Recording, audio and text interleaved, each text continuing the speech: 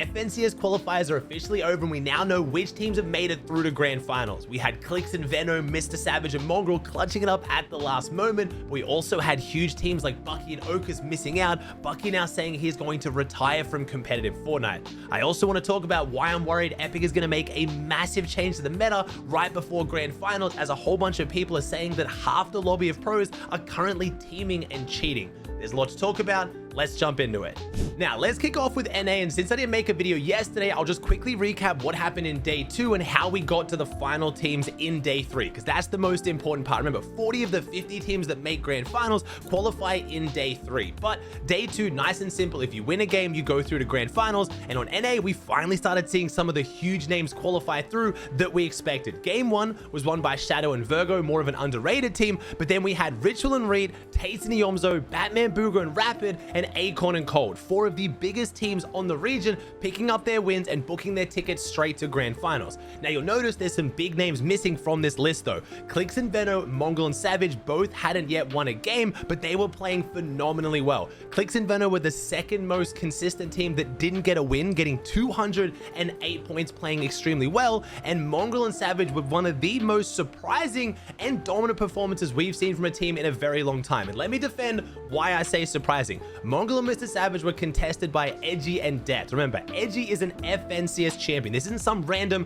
no-name team. They have been competing for a very long time now and been on top of their game very recently. Mongrel obviously taking a huge break from competitive Fortnite, coming back. Last season was a little bit rough. A lot of people were interested to see how they would go against a tier 1 team. It was the first time we were seeing them contested this season by a really solid team, and they absolutely dominated. Mongrel and Savage won 4 of the 5 off spawns, one of which was Mongrel's absolutely insane aim that genuinely makes me think we might be watching Mongrel and Savage both in their prime. And I know that is ridiculous. Mongrel has won an FNCS in Chapter 2 Season 4, and I think that meta was literally built around Mongrel. It was shockwaves, it was crash pads, it was one pumps, it was just screaming, jumping in, super aggressive, no real game plan, and just a lot of mechanics. Mongrel is now on the complete opposite end of the spectrum in the best way possible. This team looks so incredibly strong in these set lobbies. Their surge strategy is perfect, their rotates are perfect, and it is showing. So they didn't get a win on the day 2, but it did mean they booked their ticket into the upper bracket for the next day,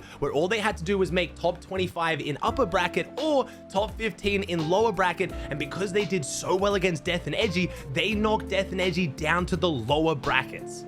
We also saw some big performances from other big name teams on NA. We had Alex and Worthy, Blaha and Mixon, Kanada and Cooper, N-Pen and Pump, Pink and Mero. All these teams clutched up top 25. So despite not getting a win, they were going into upper bracket on day 3. And let me explain it. It's very simple. Day 3, if you're in upper bracket, you're going to play 3 games of set lobbies. If you get top 25, you go through to grand finals. If you don't get top 25, you drop down to lower bracket to verse the bottom 25 teams of yesterday's upper bracket in another set of set lobbies. It's 3 games. If you get top 15, you go through to grand finals. So all these teams had 2 chances to qualify, which is a big advantage.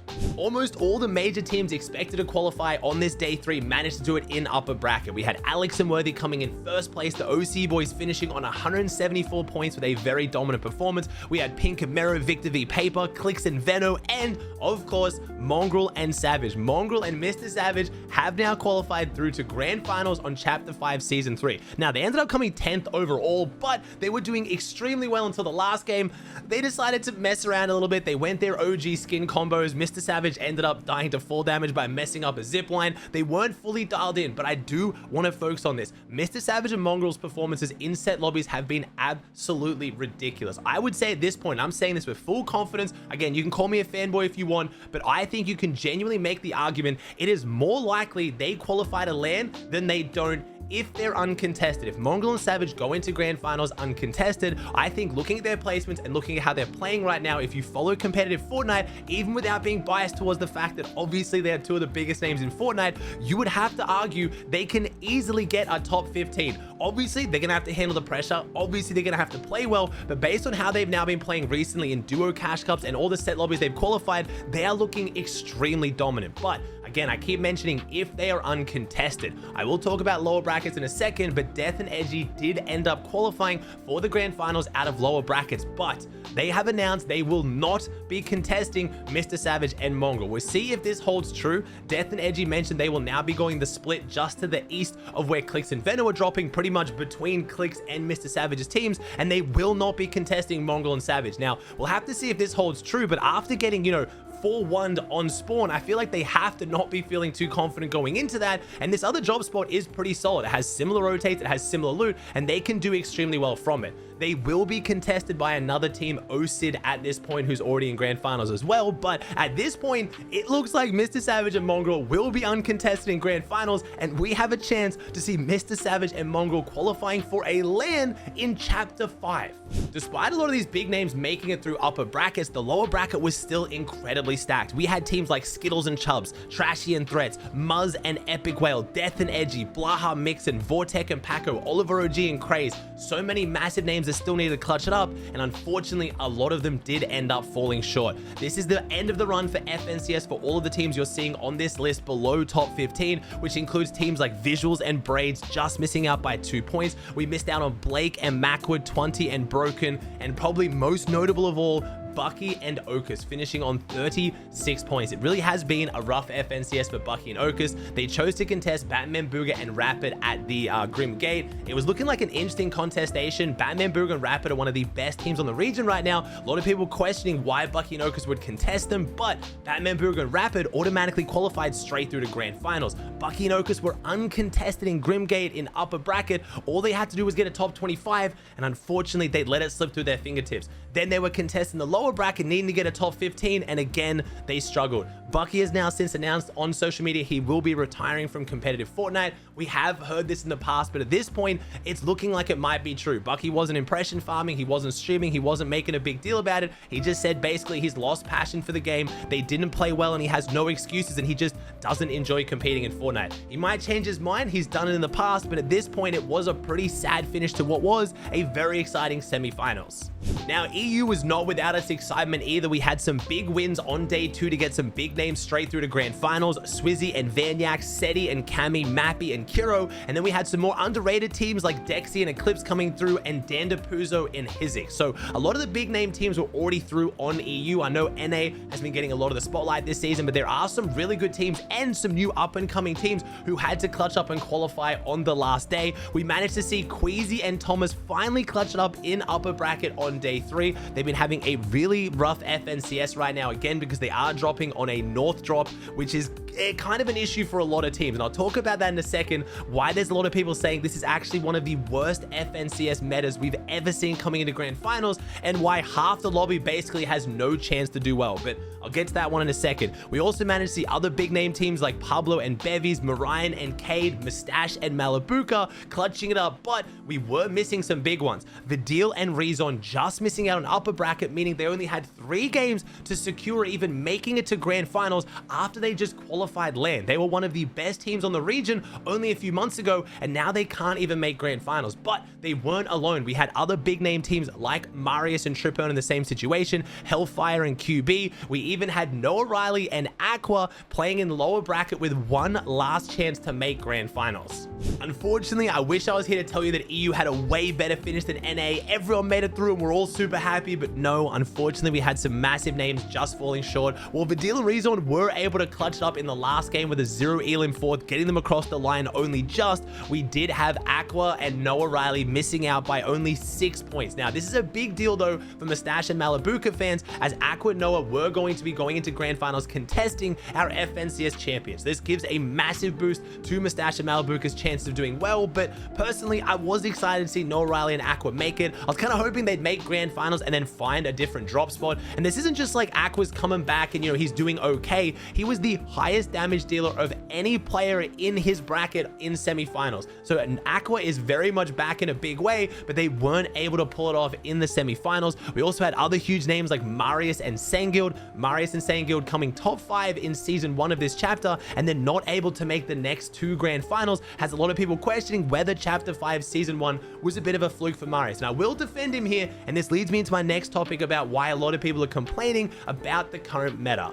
I don't want to talk about this to take away the achievements of people doing really well right now, and I don't want to just give excuses to teams doing poorly.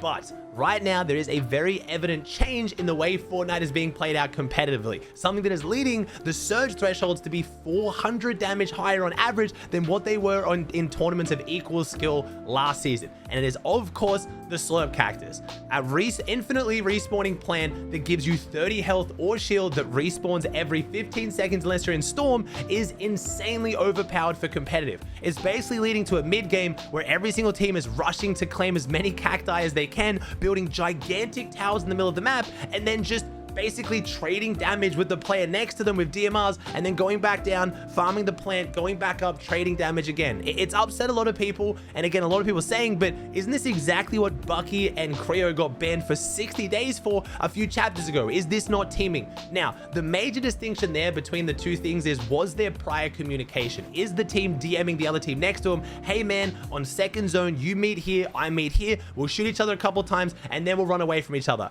I don't think that is going on with almost every single team, but it almost doesn't need to be said. If they have infinitely respawning health and shield, and you have infinitely respawning health and shield, then there's no harm in just shooting each other. I'm sure they're trying to kill each other, but there's no one-shot guns in the game. There's no sniper rifles. So if you stand up on top of your ramp and you try and take a couple shots at them and you miss, they hit 2 shots on you. Oh no, I don't want to die. You run back down, you smack your plant, you go back up, and you repeat. There is almost no risk that you can die.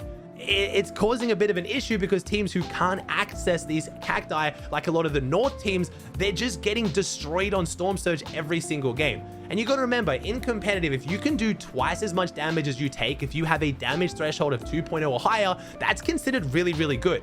And the surge thresholds right now are requiring 1400 damage to be done, which means that if you're even running at a threshold of 2.0, that means you're taking at least 700 damage to be able to do your 1400. You can't carry that amount of meds in a regular loadout. It has to be because of these surge plans. So it is feeling a little bit rough for teams who haven't been able to lock down a POI that has these plans, and I don't really know what Epic can do about it. At this point, it kind of feels like they've left it too late. I would have loved to ask them to do some kind of change to the surge plans earlier in the season. I know a lot of people were asking for it back then, but it's only become an issue more and more as we've got into these more skillful lobbies. If you're doing it in a Duo Cash Cup or an Eval Cup, you won't really notice just how bad it is because a lot of teams aren't maybe taking it seriously, or you don't have the best of the best teams dropping the exact same drop spots. Once you get to grand finals though, it's a different story. Everyone knows the more stacked the lobby, the harder Storm Surge is, and now it's on a whole nother level. There's certain teams that just feel like there's almost no chance playing grand finals because they're just going to die to Storm Surge every time. Yes, they can key the players on the cactus, and we're starting to see that more and more, but because all of the cacti are so close together, while you're trying to fight a team to steal their cacti, all the other teams who are sitting on their cacti are just beaming you, and they're some of the best teams in the world because a lot of these are based around the best POIs on the map right now. So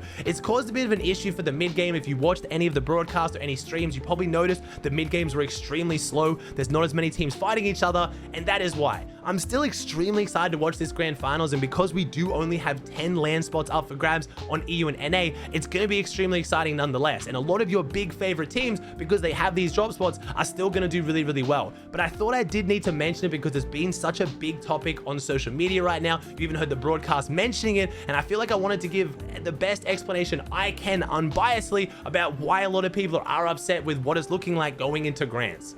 However, the issue is, what is Epic supposed to do about it? We've only got a week until grands. You could obviously easily fix this by just nerfing the cacti. You can make it they respawn way slower, they heal you for way less, maybe they only respawn a set amount of time so you can't just keep sitting there and farming them, but that would be a massive change right before grand finals. Whether you agree that's good for the game or not, it would be an absolutely massive meta shift right before grands. But like I said, we only realized this becoming a huge issue now coming into semifinals. Again, as soon as I saw all these cacti around the map, I definitely, had my concerns. There was a lot of people in the competitive scene that were like, this might be an issue, but it was never really as bad until now FNCS semifinals, but now it's too close to grand. So at this point, I honestly don't know what Epic's gonna do. We do have an update coming up on Tuesday. There is a chance they do actually nerf them, but that's going to upset a lot of people. But if they don't nerf them, there's gonna be a lot of people upset 100%. So we're in for a very exciting week, and honestly, I don't know where I stand because I can see it from both perspectives.